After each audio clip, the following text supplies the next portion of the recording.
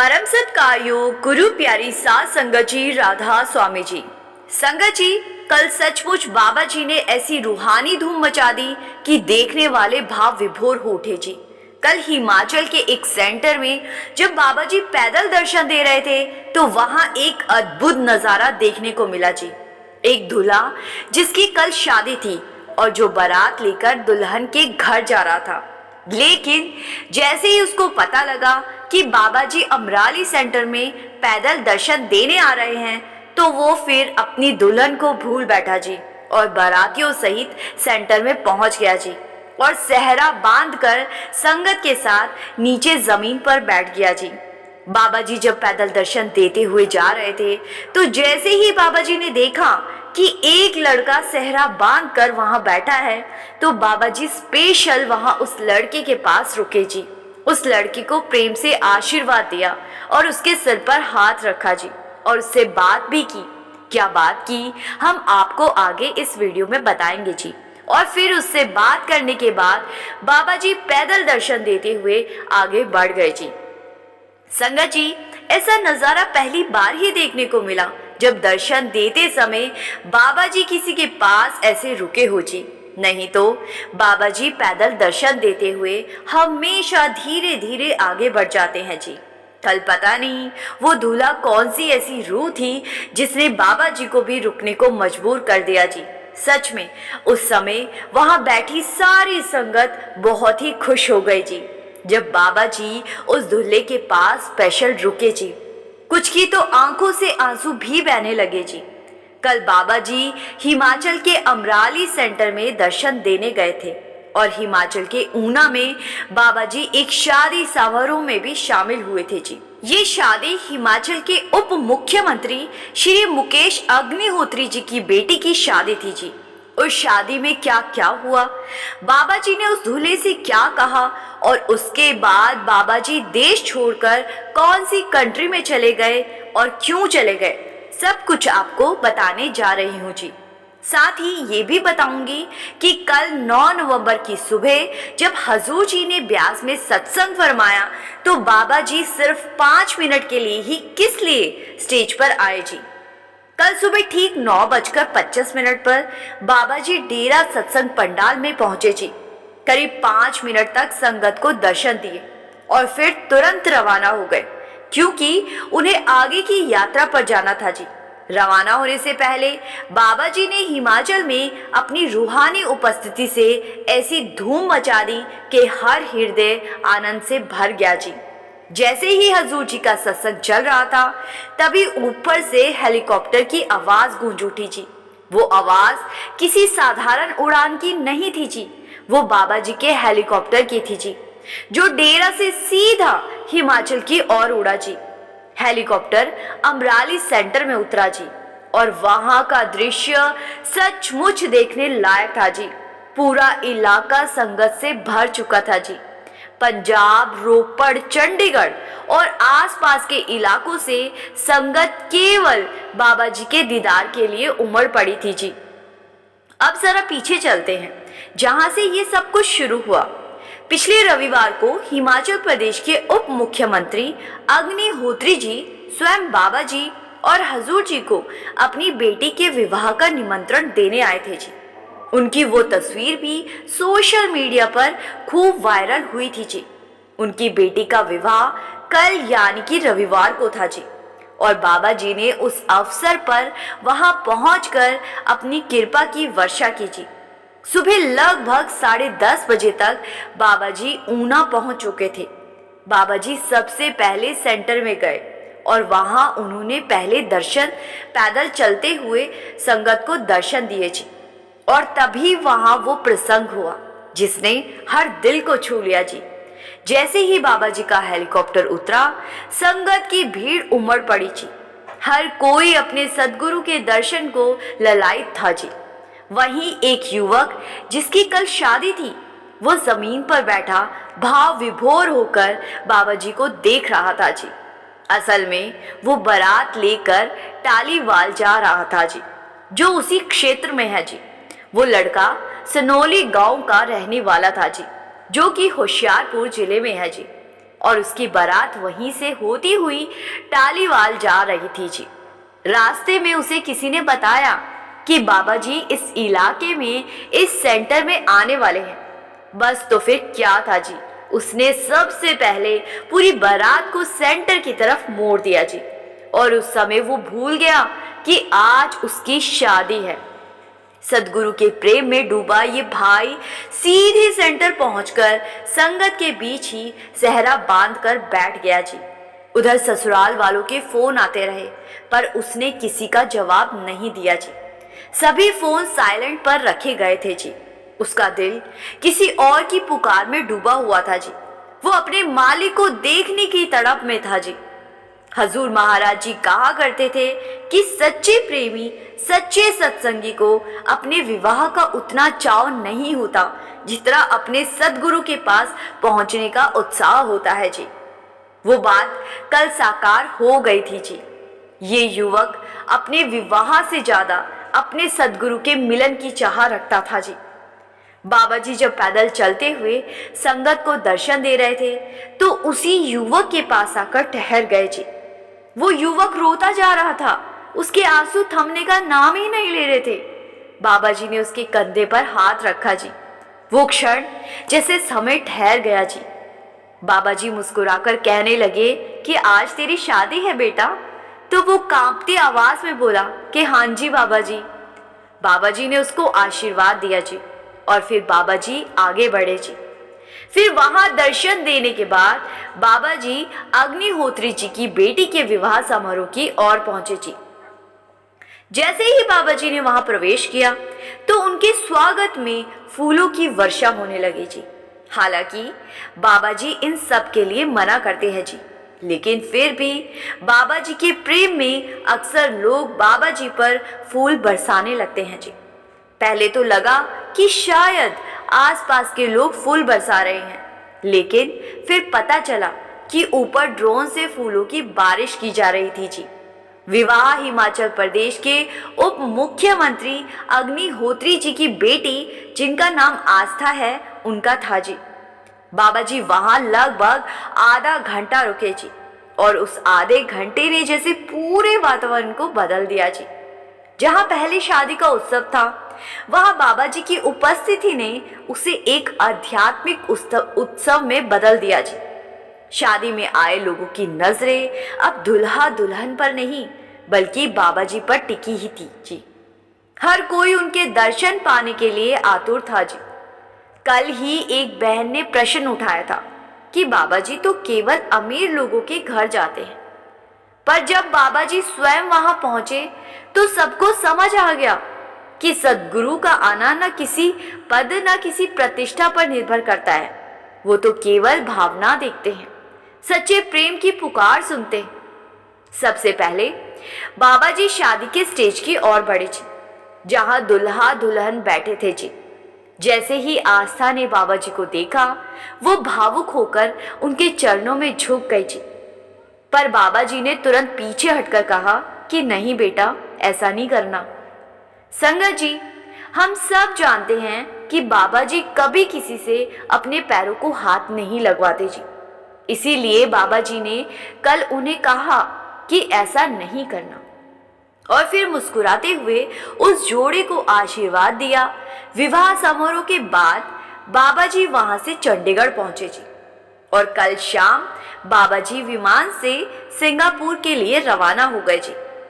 इस समय बाबा जी सिंगापुर में हैं जी। अगले सप्ताह नागपुर में नामदान, सत्संग और सवाल जवाब का कार्यक्रम हजूर जी के सानिध्य में होगा जी। संभावना यही है कि तब तक बाबा जी भारत वापस नहीं आएंगे जी, पर ये सब मालिक की मर्जी पर निर्भर करता है। कल एक तरफ बाबा जी ने संगत को दर्शन दिए, वहीं दूसरी तरफ हजूर ने कल ब्यास की धरती पर एक ऐसा सत्संग फरमाया, ऐसी ऐसी बातें कही जो आज से पहले ब्यास की धरती पर किसी भी गुरुजन ने नहीं की थी जी। हजूर जी आज के जमाने के हिसाब से सत्संग फरमाते हैं जी। कल का सत्संग सच कहे तो ऐसा था जिसे भीतर तक झकझोर दिया जी।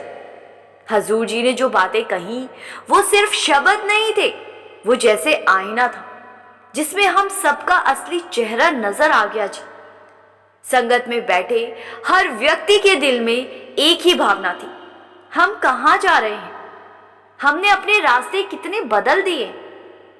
हजूर जी ने बड़ी करुणा के साथ कहा कि पर बहुत सख्त सच्चाई में कहा, अफसोस है कि आज के सत्संगी भी वही कर रहे हैं जो दुनिया कर रही है। फिर हजूर जी ने एक एक करके उन बातों का जिक्र किया जी जो आज के समाज में लगभग हर कोई कर रहा है जी, चाहे वो सत्संगी हो या गैर सत्संगी। वो बातें ऐसी थी जिन्हें सुनकर सबका सिर झुक गया। सच में हजूर ने जैसे हर घर, हर समाज, हर रिश्ते की परत खोलकर रख दी हो जी।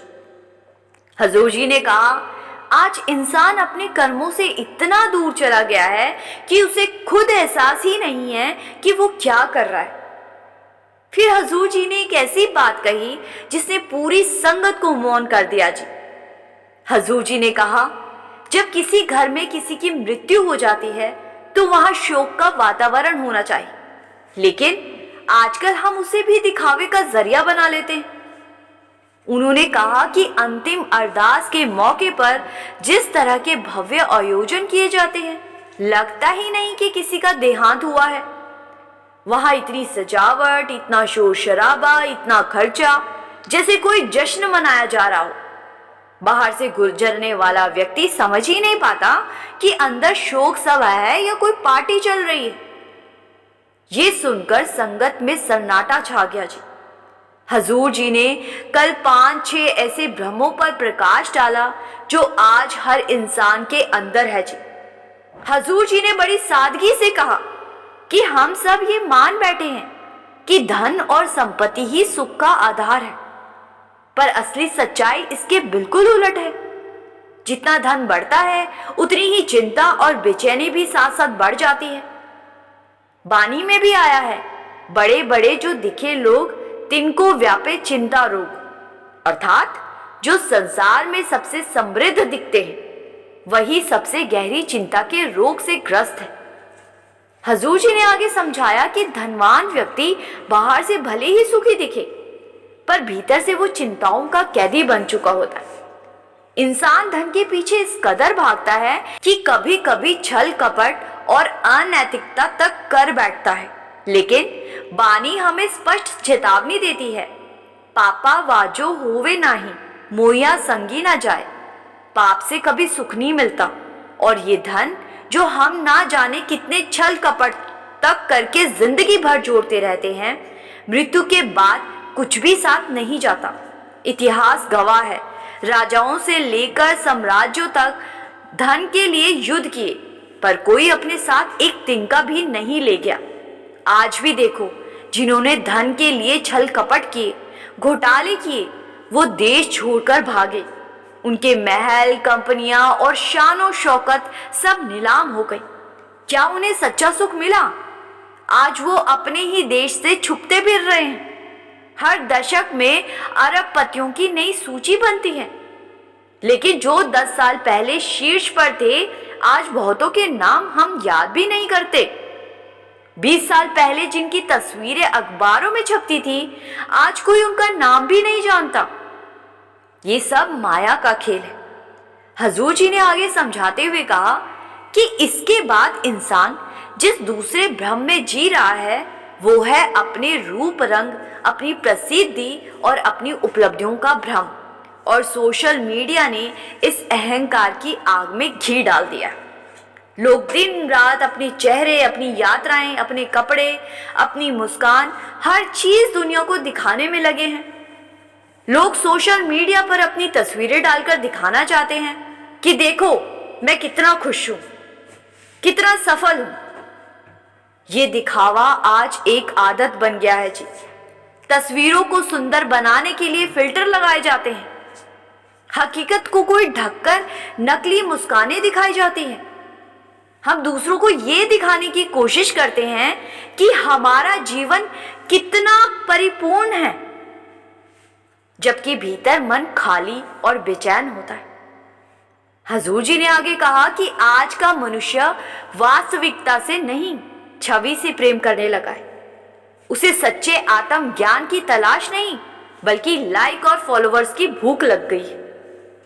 फिर हजूर जी ने आगे समझाते हुए कहा, लेकिन ये भी तो भ्रम ही है ना।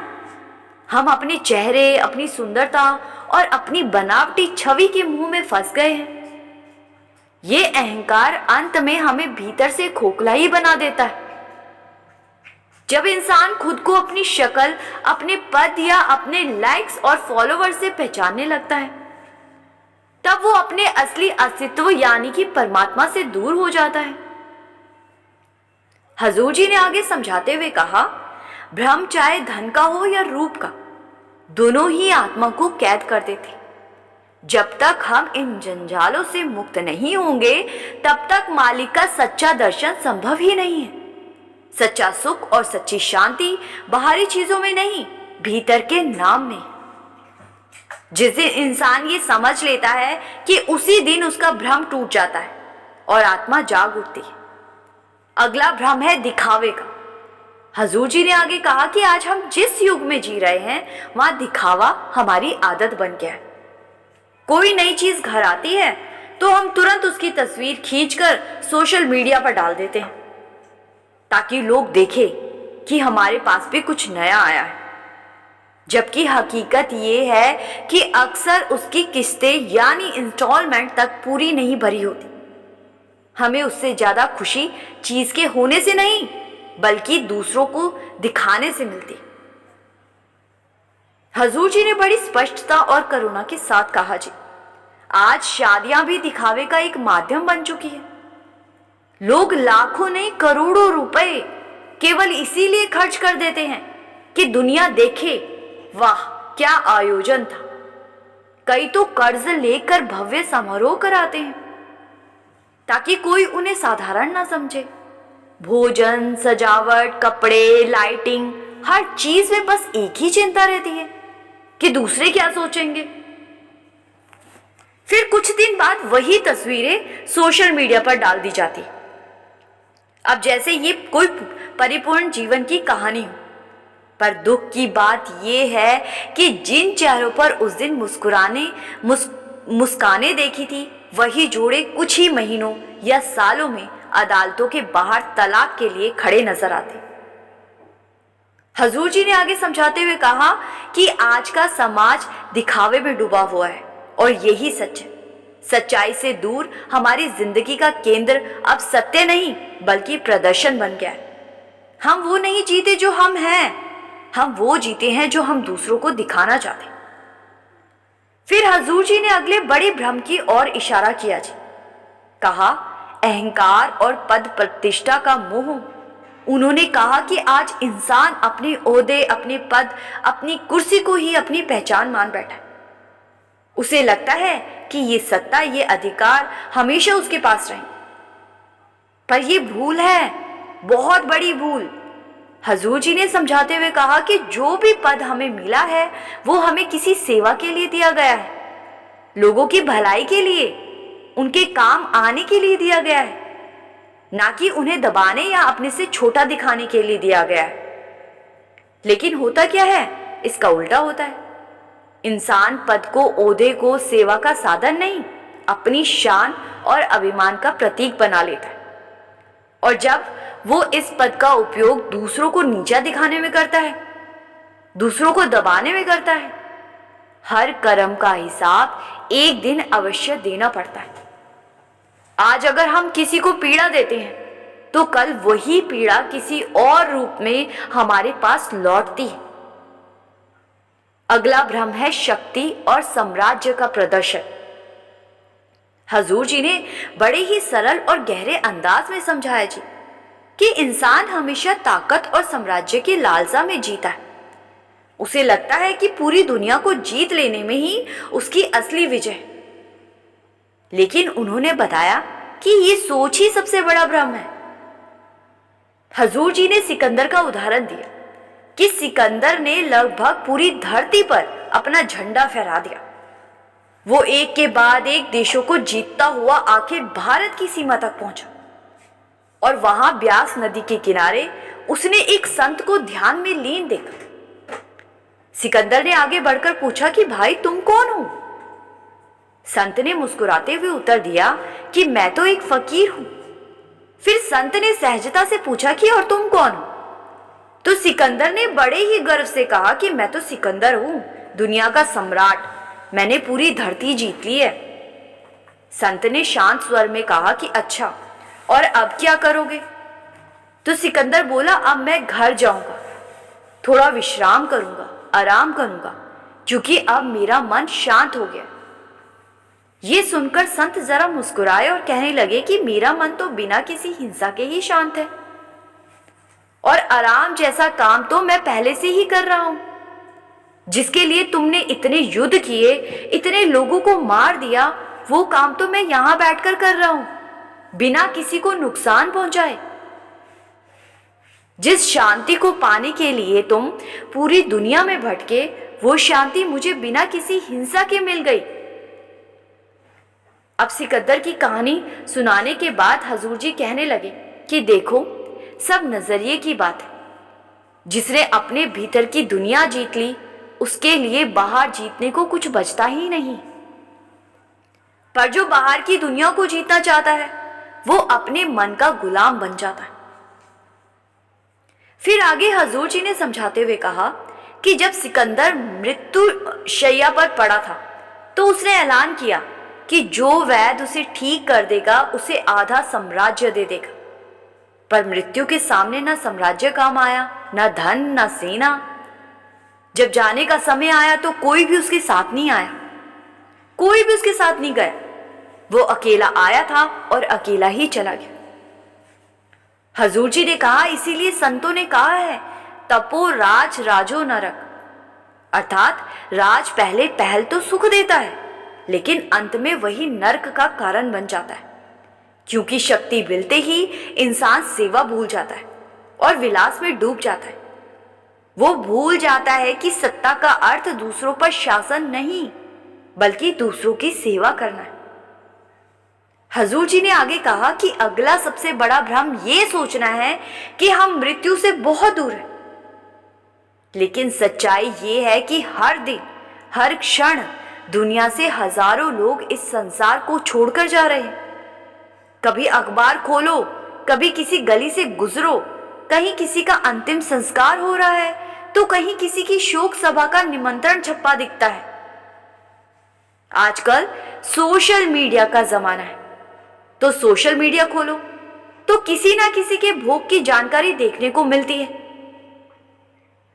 हजूर जी ने बड़ी पीड़ा के साथ कहा कि हम इस दुनिया में इतने भ्रमों में खो गए हैं, इतनी गलतियां करते चले जा रहे हैं कि अब खुद प्रकृति हमें झकझोर चेतावनी दे रही। कभी बाढ़ के रूप में, कभी भूकंप बनकर, कभी महामारी का रूप धारण करके। हजूर जी ने कहा कि मौत हमसे दूर नहीं है, बस हमारी आंखें मौत को दूर समझ रही, और यही सबसे बड़ा भ्रम है। फिर हजूर जी ने आगे समझाया कि पहले जब किसी के घर मृत्यु होती थी, तो पूरे गांव या मोहल्ले में सन्नाटा छा जाता था। हर कोई भीतर से हिल जाता था। लोग सोचते थे वो चला गया, एक दिन हमें भी जाना है। लेकिन अब इंसान का दिल इतना कठोर हो गया है कि किसी की अर्थी देखकर भी उसकी आत्मा नहीं कांपती। इंसान अंतिम संस्कार में या शोक सभा में जाकर भी व्यापार और राजनीति की बातें करता है। हम शमशान जाते हैं, मृत शरीर को देखते हैं, पर उस दृश्य से कोई सीख नहीं लेते। हमें लगता है ये तो उसके साथ हुआ है, मेरे साथ नहीं होगा, और यहीं से हमारा भ्रम शुरू होता है। हजूर जी ने आगे समझाया कि अब तो इंसान ने मृत्यु को भी प्रदर्शन का साधन बना लिया है। पहले जहां बरसी या श्रद्धांजलि सभाएं श्रद्धा से की जाती थी, वहां अब वे भी दिखावे का मंच बन चुकी। उन्होंने कहा, आजकल घरों में बरसी के नाम पर इतने भव्य आयोजन किए जाते हैं कि राह चलता व्यक्ति भी समझ नहीं पाता कि यहां शोक सभा चल रही है या शादी का जश्न मनाया जा रहा है। महाराज जी अक्सर एक बड़ी सच्ची और गहरी बात कहा करते थे कि इंसान को ये भी नहीं मालूम कि उसकी कार का दरवाजा खुलने से पहले या पहला निवाला मुंह तक पहुंचने से पहले मृत्यु आ सकती है। मौत उतनी दूर नहीं है जितना हम सोचते हैं। वो हमेशा हमारे आसपास है। सिर्फ हमें ये भ्रम है कि अभी बहुत समय है, अभी तो बहुत जिंदगी बाकी है, बहुत जिंदगी पड़ी है। हजूर जी ने आगे समझाते हुए कहा कि पहले लोगों की उम्रें लंबी होती थी, कोई 70, 80, यहां तक कि 90 साल तक भी जी लेता था। पर आज देखो कितनी जिंदगियां 30 या 40 की उम्र में ही थम जाती है। कभी सड़क पर कोई हादसा हो रहा है, कभी अच्छा खासा इंसान अचानक चला जाता है।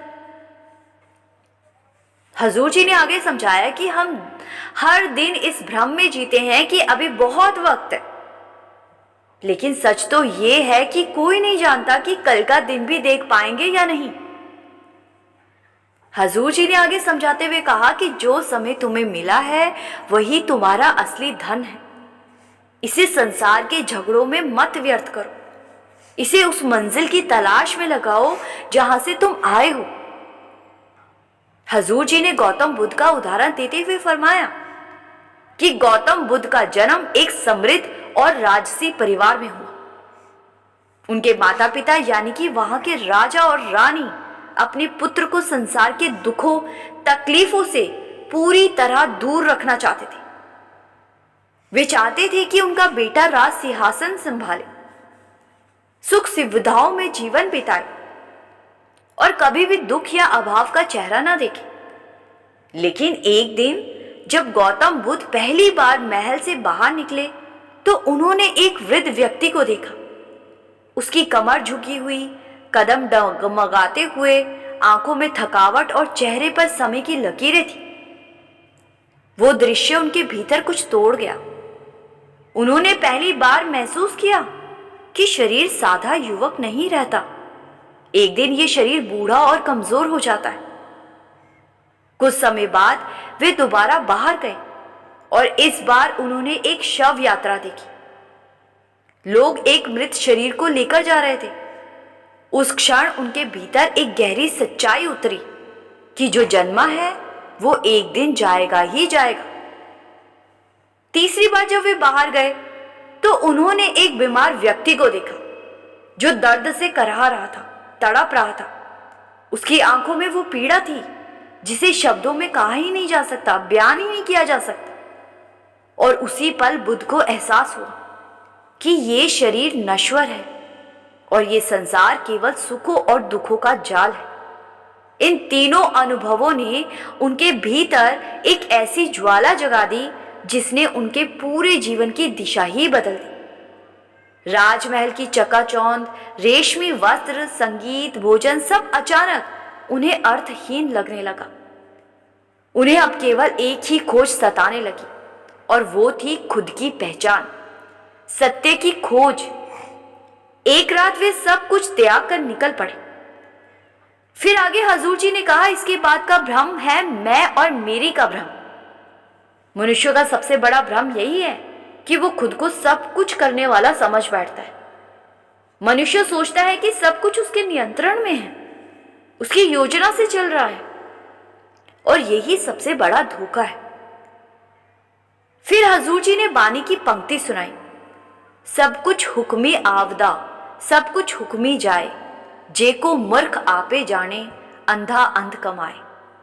उन्होंने समझाया, जो व्यक्ति ये मानता है कि वो खुद सब कुछ कर रहा है, वो अज्ञान के अंधकार में जी रहा है। फिर हजूर जी ने बड़े सरल शब्दों में सवाल पूछा कि सोचो, क्या हमारा जन्म हमारे अपने हाथ में था? क्या हमने तय किया था कि हमें किस घर में, किस देश में, किस परिवार में जन्म लेना है? फिर हजूर जी ने समझाते हुए कहा कि नहीं, ये सब हमारे बस में नहीं था। हम तो ये भी नहीं चुन पाते कि हमारे माता पिता, हमारे भाई बहन, रिश्तेदार कौन होंगे। उन्होंने आगे कहा कि यहां तक कि हम ये भी नहीं जानते कि हमारे जीवन में कौन सा अध्यापक मिलेगा, कौन सा साथी हमें सही रास्ते पर ले जाएगा। और कौन हमें भटका देगा। ये सब उस मालिक की योजना का हिस्सा है। ये संसार एक बहुत बड़ा ताना बाना है जिसकी हर डोरी मालिक के हाथ में है। फिर हजूर जी ने बहुत ही सुंदर ढंग से समझाया जी कि हाँ, एक चीज हमारे हाथ में है, वो है हमारा दृष्टिकोण, हमारा व्यवहार और हमारे कर्म। हम ये तय नहीं कर सकते कि जीवन हमारे साथ क्या करेगा, पर हम ये तय जरूर कर सकते हैं कि हम जीवन के साथ कैसे व्यवहार करेंगे। हजूर जी ने आगे समझाते हुए कहा कि हमारे कर्म सच्चे हो, दृष्टिकोण निर्मल हो, यही हमारी जिम्मेदारी है। हम सिर्फ अपनी मर्जी से कर्म कर सकते हैं। मालिक ने इसीलिए इंसान को विवेक की ताकत दी है, जिससे कि इंसान अच्छे और बुरे काम की पहचान कर सके और अपने कदम आगे बढ़ाए। इसके बाद हजूर जी ने एक उदाहरण देते हुए कहा कि हाल ही में अहमदाबाद में एक विमान दुर्घटना हुई। पूरा विमान गिरा, सैकड़ों यात्री मारे गए, पर एक व्यक्ति चमत्कारिक रूप से बच गया। अब सोचो, क्या उस व्यक्ति के बस में था? क्या वो तय कर सकता था कि वो अकेला जीवित रहेगा? नहीं, ये सब मालिक की रजा से हुआ। मालिक की मर्जी से उस विमान में उस अकेले की जिंदगी बची। हजूर जी ने आगे समझाया, हर दिन हम अखबारों में पढ़ते हैं, कहीं कोई बच्चा खेलते खेलते ही चल बसता है, किसी की राह चलते एक्सीडेंट हो जाता है, तो कहीं कोई व्यक्ति घर से निकलता है और वापस ही नहीं लौटता। ये सब हमें ये याद दिलाने के लिए है कि हमारी कोई हैसियत नहीं है, कि हम सिर्फ उस शक्ति के हाथों की कठपुतली हैं। फिर भी हम मैं और मेरी के मोह में उलझे रहते हैं। हजूर जी ने आगे समझाया, हमें बस अपने कर्म सही रखने, अपनी नीयत को शुद्ध रखना है। बाकी फैसला उसी के हाथ में है। कब क्या कैसे होना है वो सब उसी के हुक्म से होता है। उन्होंने प्रेम पूर्वक कहा, बानी में स्पष्ट लिखा है, ना कोई मूर्ख ना कोई सियाना, वर्ते सबू किछु तेरा भाना। अर्थात इस सृष्टि में ना कोई मूर्ख है ना कोई बुद्धिमान, जो कुछ भी है वो सब उसी की मर्जी से है। फिर हजूर जी ने आगे समझाया कि जीवन का असली उद्देश्य यही है कि हम मैं और मेरी के घेरे से बाहर निकलें और उसकी रजा में जीना सीखें, क्योंकि जब तक हम अहंकार में बंधे रहेंगे तब तक सत्य का अनुभव नहीं कर पाएंगे। संगत जी, कल हजूर जी के सत्संग में वाक्यों में ऐसी ऐसी बातों का जिक्र था कि हमें सोचने की जरूरत है। हजूर जी ने वही सब तो कहा जो आज हम कर रहे हैं। आज हम दिखावा, मैं मेरी, खुद को ऊंचा और दूसरों को नीचा दिखाने जैसे काम ही तो कर रहे हैं। लेकिन एक सत्संगी होने के नाते हमें इस तरह के विकारों से दूरी बनानी चाहिए। सबसे प्रेम करना, सबको बराबर समझना ही हमारा कर्तव्य होना चाहिए। संगत जी, अब जाते जाते आपसे एक ही बेनती है जी कि कमेंट में राधा स्वामी जरूर लिखे जी, और आप चाहे तो बड़ी खुशी से संगत के अपने चैनल रूहानी सफर को सब्सक्राइब भी कर सकते हो जी। गुरु प्यारी साथ संगत जी, राधा स्वामी जी।